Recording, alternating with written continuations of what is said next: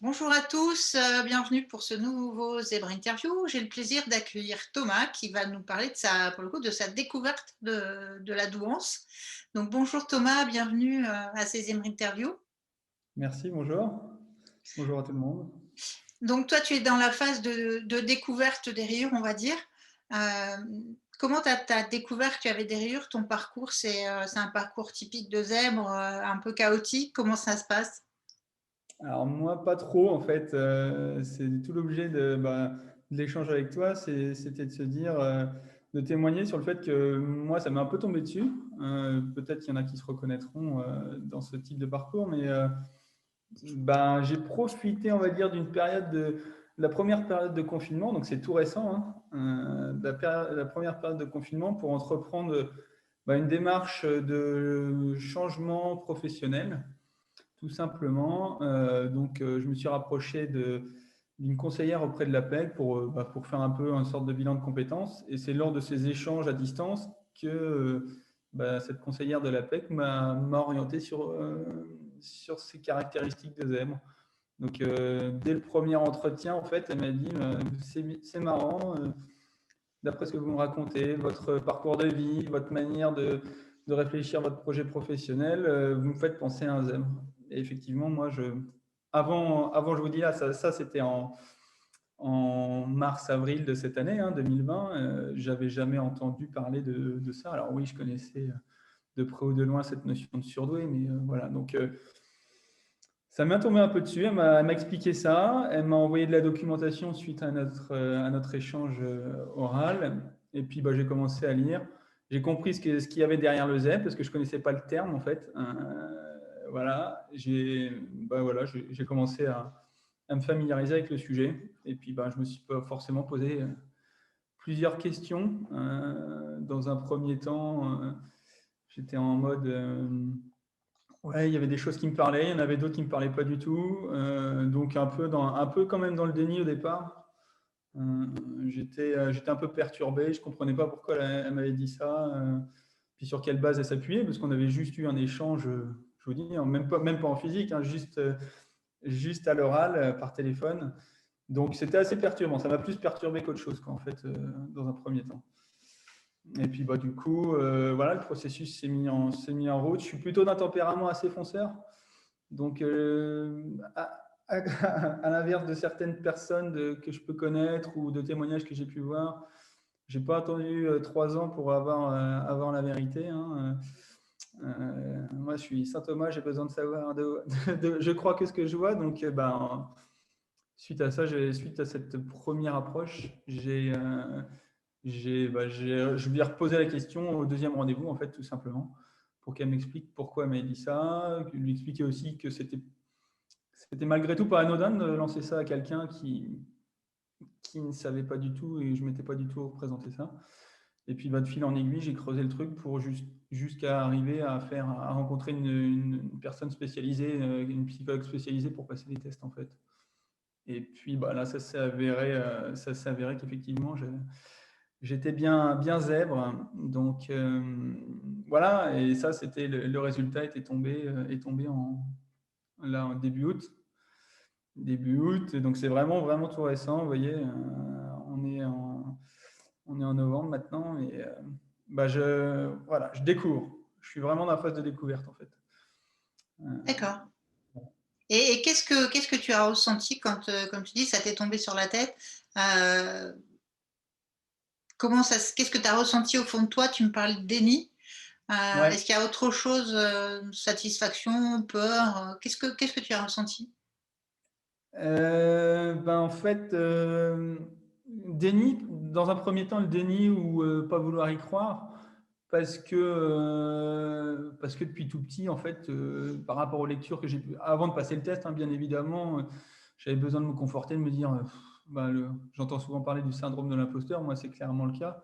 Euh, je voulais savoir ce que c'était derrière, être sûr de moi, peut-être besoin de me rassurer en me disant je ne vais pas aller voir une psychologue, même si la personne m'envoyait la voir, je trouvais ça un peu prétentieux.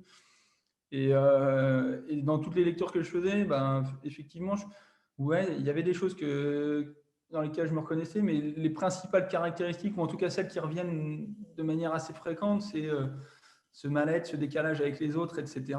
Et moi, depuis que je suis tout petit, c'est absolument pas mon cas, en fait. J'ai toujours été très sociable, je suis toujours en groupe, je suis plutôt dans un groupe, je suis plutôt un leader. Voilà, je ne sens pas ce décalage, quoi.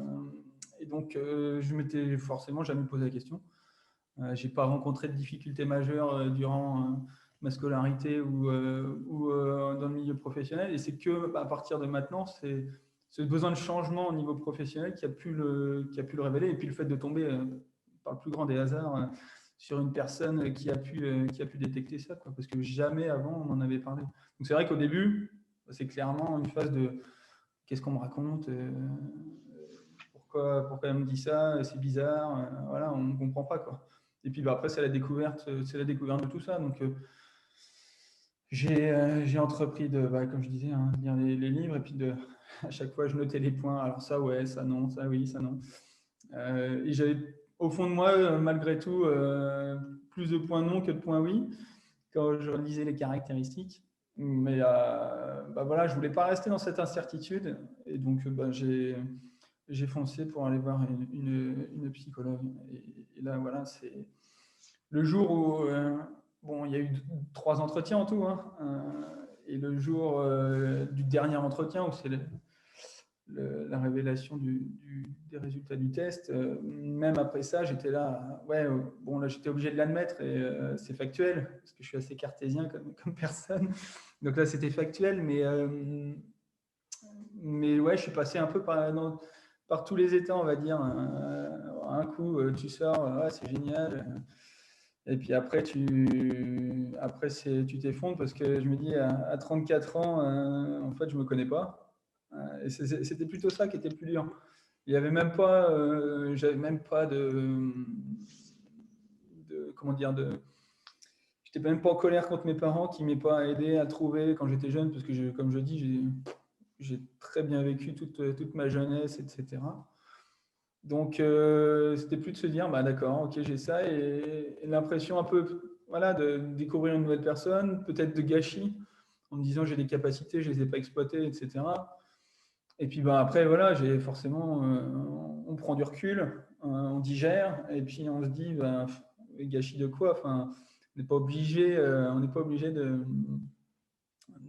d'utiliser ses compétences, ou parce on est zèbre qu'on va tous devenir astrophysiciens, etc. Donc, faut relativiser, mais ça prend du temps. Mais voilà, là, c'était au mois d'août. Oui, il y a eu 15 jours, on va dire, où j'étais un peu entre deux eaux.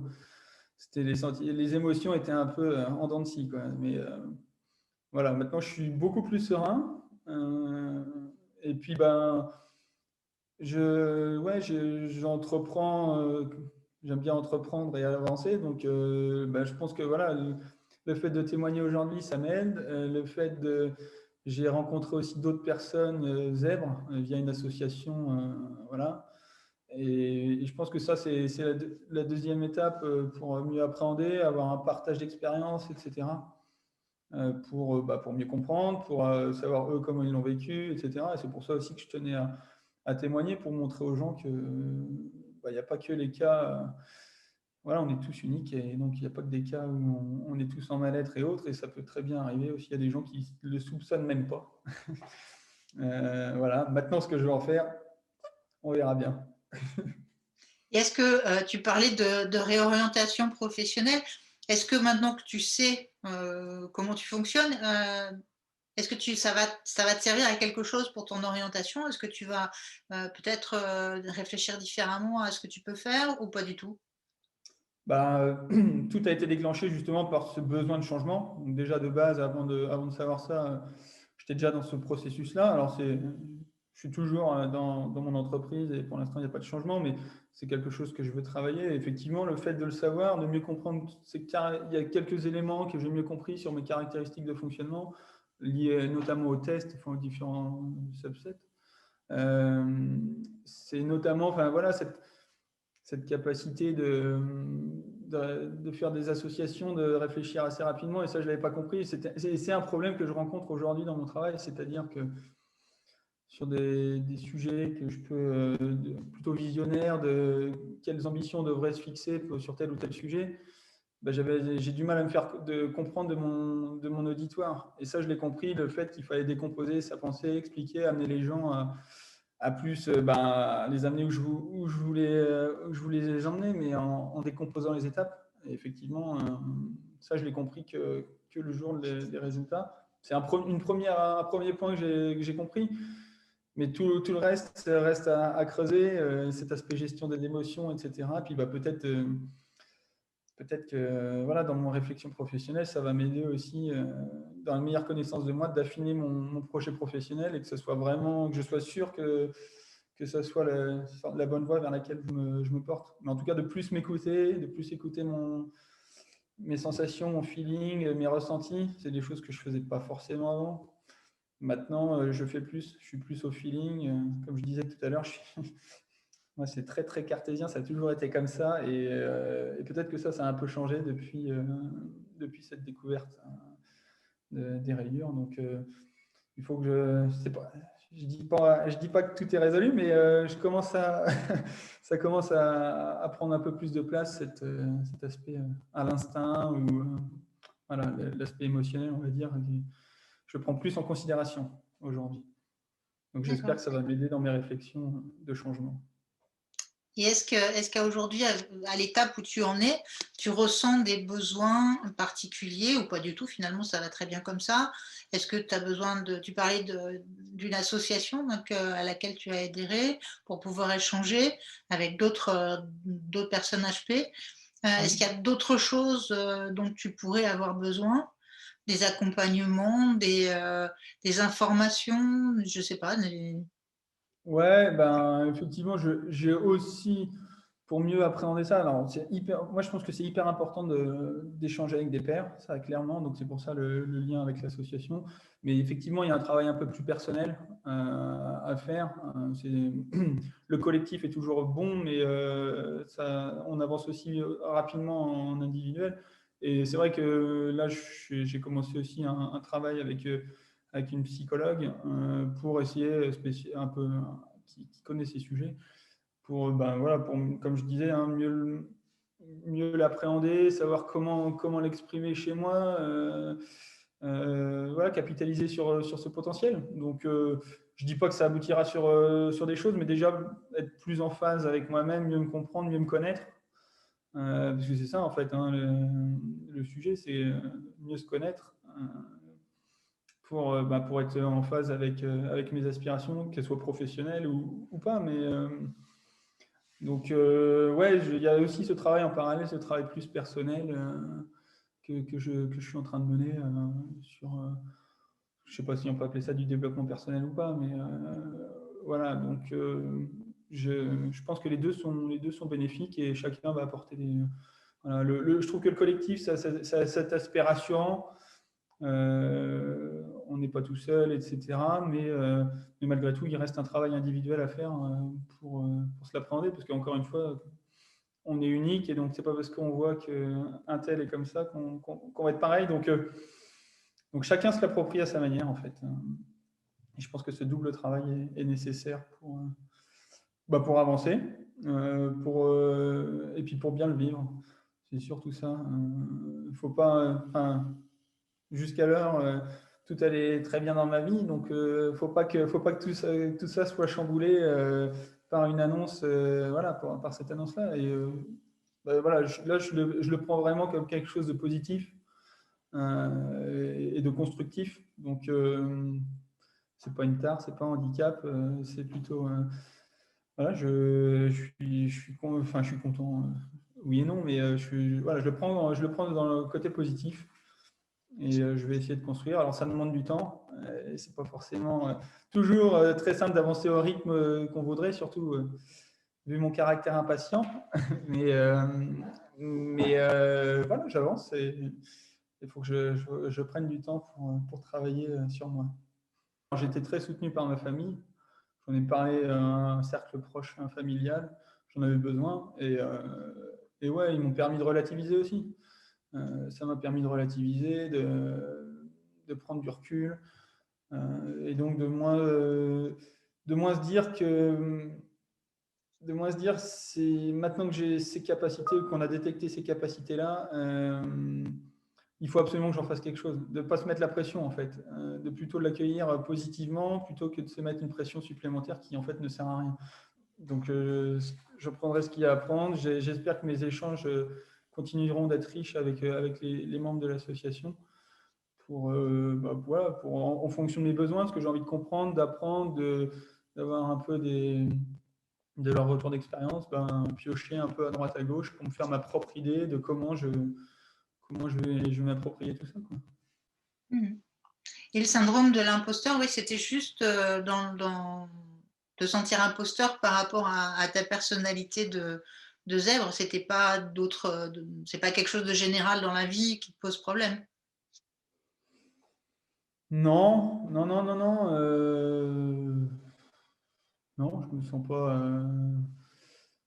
sens pas à ma place, on va dire. Je suis plutôt quelqu'un d'intégré, quelqu'un de jovial et voilà, qui aime être entouré par des amis, la famille, etc. Et je me sens tout à fait à ma place, donc j'ai pas ce sentiment d'imposture. Après, c'est juste ouais, ce décalage. Je comprends mieux certains décalages dans mon travail aujourd'hui. J'ai un nouvel éclairage, justement, ce que je disais tout à l'heure. Et donc, ça m'apprend peut-être aussi à être un peu plus tolérant, parce que je n'étais pas forcément tolérant, très exigeant, un peu perfectionniste. Ça, c'était très, effectivement, pour le coup, très marqué chez moi. Et voilà, la patience, la tolérance, etc., ce n'était pas forcément mes principales qualités. Maintenant que je sais tout ça, peut-être que je mets un peu plus d'eau dans mon vin pour voilà, être un peu plus patient, prendre le temps. Justement, ce travail dont je parle sur moi-même, je suis très impatient, j'aurais bien aimé avancer plus vite. Là, je ne peux pas pour X ou Y raison, mais voilà, du coup, j'essaye de tempérer mes ardeurs et de me dire que de toute façon, je vais le faire, j'ai envie de le faire. Ça prendra le temps que ça prendra et puis ça aboutira bien sur quelque chose. Donc voilà, mais non, pas au quotidien, non, pas de ressenti d'être en décalage ou d'être un imposteur. Donc c'est pour ça que c'est d'autant plus surprenant qu'on apprend ces choses-là et qu'on se sent normal, j'ai envie de dire. Ce qui n'est pas forcément, encore une fois, ce qui n'est pas forcément le cas de toutes les personnes zèbres. Mais moi, voilà, c'est mon histoire aujourd'hui. Et je pense qu'il y a d'autres personnes comme moi. Donc c'était aussi pour moi important d'expliquer ça et que je ressentais pas forcément ce décalage et qu'à mon avis, je suis pas le seul. Donc, on peut lire des milliers de livres si on veut. On se retrouvera pas forcément à 100% dans toutes les caractéristiques. Donc, il faut pas essayer de rentrer forcément dans cette case ou voilà, il faut le vivre de manière épanouie et en faire ce dont on a envie, quoi. Et c'est surtout que le Thomas qui existait avant le diagnostic, c'est toujours le même, il n'a pas changé. Ah Donc, bon. voilà, tu as une meilleure idée de ton fonctionnement cognitif, mais tu n'as pas changé. Donc, Voilà. Tout à fait. Et justement, le travail individuel que je veux faire, c'est justement sur ce fonctionnement cognitif dont tu parles. C'est j'essayais de mieux l'analyser, de mieux le comprendre, d'aller un peu plus en profondeur sur ça pour faire être un peu plus alerte au quotidien ou même dans ma manière de structurer d'identifier mes points forts et mes points faibles. Et voilà, typiquement, il y a un truc qui est ressorti du test, c'était ma lenteur, par exemple. C'était un des points lenteur d'exécution, etc. Mais ça, voilà, je le savais d'avant et je sais que. Donc, du coup, je mets en œuvre d'autres astuces pour récupérer cette lenteur. Mais j'aimerais bien faire le reste faire la même chose ou avoir des petits tips pour m'approprier mieux tous les autres fonctionnements cognitifs, en fait. Et c'est justement ça que j'ai envie de creuser, où aujourd'hui, on m'a donné la mallette, mais je ne sais pas l'utiliser, quoi. Donc, la boîte à outils, il faut que je la développe pour mieux me comprendre, mieux me connaître, quoi. mmh. Est-ce que tu aurais un petit mot pour conclure? Ouais, Déjà, merci de l'invitation. Je sais que c'est un de mes collègues justement de l'association qui nous a mis en contact, donc je trouve ça important cette notion de réseau. Je suis convaincu des bienfaits de pouvoir échanger tous ensemble entre zèbres à tout niveau, que ce soit des personnes qui l'aient découvert il y a très longtemps ou des gens comme moi qui le découvrent tout récemment. L'idée, voilà, c'est encore une fois, c'est d'échanger, de bien le vivre, de se dire que c'est quelque chose de positif. Et pour certaines personnes, c'est aussi un éclairage sur leur mal-être depuis longtemps. Donc, c'est que, en fait, c'est que du positif pour des personnes comme moi qui le découvrent, des personnes qui l'ont mal vécu depuis très longtemps. Ben, eux, ça leur donne des éléments de réponse. Des personnes comme moi, c'est un éclairage supplémentaire. Et donc, il n'y a pas de raison, en fait, d'avoir peur, de stresser par rapport à ça. Et donc, j'ai envie de dire, c'est que du bonus. Et voilà, continuer à avancer en sachant ça. Et puis, rester tous unis et essayer de voir, d'avoir un peu d'échange avec d'autres personnes. Ça permet d'avancer. Donc, c'était aussi important pour moi de témoigner aujourd'hui. Ça me permet d'avancer à titre personnel et puis de pouvoir, je sais pas, peut-être aider d'autres personnes qui auraient la même, les mêmes problématiques que moi, enfin problématiques, qui auraient la même vie ou la même notion que moi de la zébritude, quoi. Ok, c'est très gentil d'avoir accepté de témoigner. Effectivement, je pense que ça peut aider des personnes qui sont comme toi dans la phase de découverte, qui se posent des questions, qui viennent de découvrir ça, et que ton point de vue peut les aider et vient bien compléter les autres interviews. Je te remercie infiniment pour avoir participé et puis pour ces échanges. Pour ces échanges. Je te remercie beaucoup et je te dis à bientôt. Ouais, pas de Merci souci. à toi. Salut Merci. Thomas. Au revoir.